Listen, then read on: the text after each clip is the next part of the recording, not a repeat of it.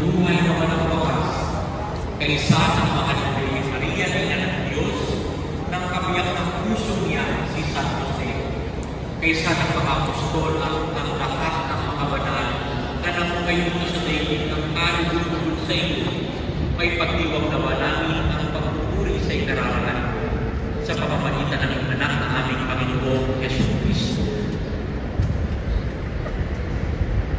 Sa pamamagitan ni Cristo kasama niya sa Kanya, ang lahat ng parangal at papuri ay sa iyo, Diyos na mapakapangyarihan, kasama ng Espiritu Santo, magpa sa walang hanggan.